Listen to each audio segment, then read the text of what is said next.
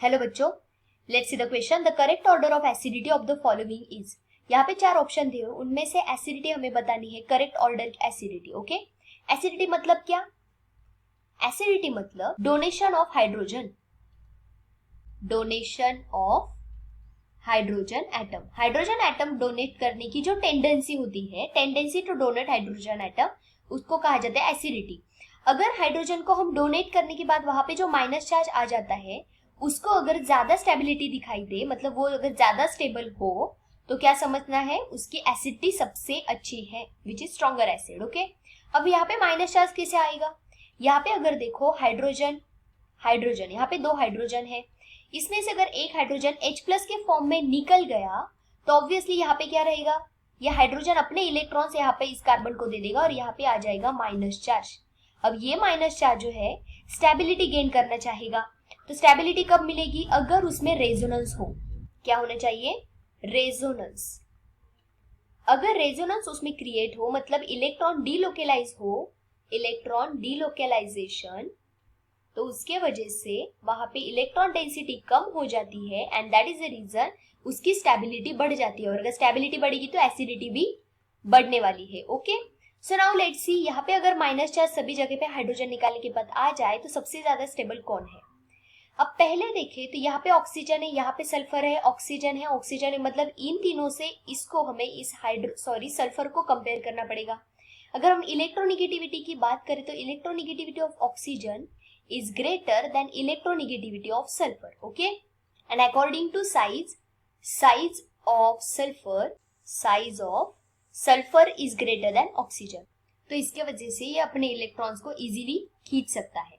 Okay, और यहाँ पे अगर देखो तो ये इधर भी आ सकते हैं, ये अगर यहाँ पे देखें तो यहाँ इस प्रकार से रेजोनेंस भी दिखाई देता है, या तो ये फिर से इधर आ जाएंगे, ये इधर आ जाएंगे, ये इधर आ जाएंगे, फिर से यहाँ पे, मतलब 3 टाइप का रेजोनेंस यहाँ पे दिखाई दे रहे हैं। और ऊपर से सल्फर होने के कारण सबसे ज्यादा एसिडिटी होगी सेकंड की, सबसे ज्यादा एसिडिटी होगी सेकंड की।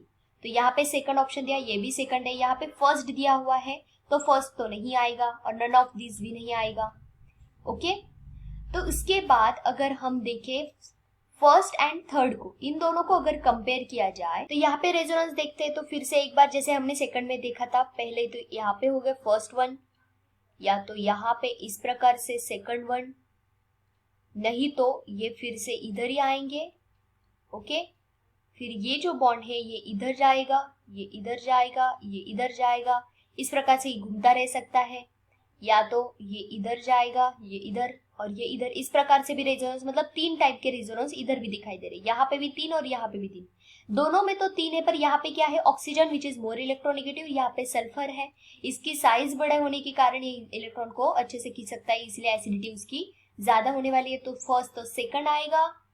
उसके बाद इन दोनों को अगर कंपेयर करें फर्स्ट एंड थर्ड को, तो यहाँ पे अगर देखें रेजोनेंस यहाँ पे एक बार, ओके, और उसके बाद यहाँ पे कोई भी रेजोनेंस नहीं है, राइट है, क्योंकि यहाँ पे अल्टरनेट डबल बॉन्ड नहीं है, इसके वजह से एक ही रेजोनेंस है, सिर्फ एक ही रेजोनेंस है।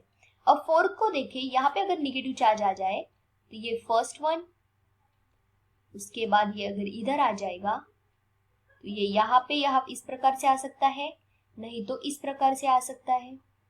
मतलब यहाँ पे भी कितने दिखाई दे रहे हैं हमें, 1 2 एंड 3, पर यहाँ पे हमें क्या दिखाई दे रहा था, पूरे रिंग में यह इलेक्ट्रॉन्स डीलोकेलाइज हो रहे थे, यहाँ पे वैसा है क्या? नहीं। मतलब फर्स्ट एंड फोर्थ को अगर कंपेयर किया जाए तो first is more stabilize than fourth, right, और उसके बाद थर्ड, और उससे पहले सेकंड, मतलब सबसे ज्यादा स्टेबिलिटी सेकंड दिखाएगा, मतलब उसकी ज्यादा एसिडिटी होगी, फिर होगी फर्स्ट की, फिर फोर्थ एंड देन थर्ड। तो आंसर कौन सा रहने वाला है? Second, first, fourth and third. Option A will be the final answer of this question. I hope you understood. Thank you so much. All the best.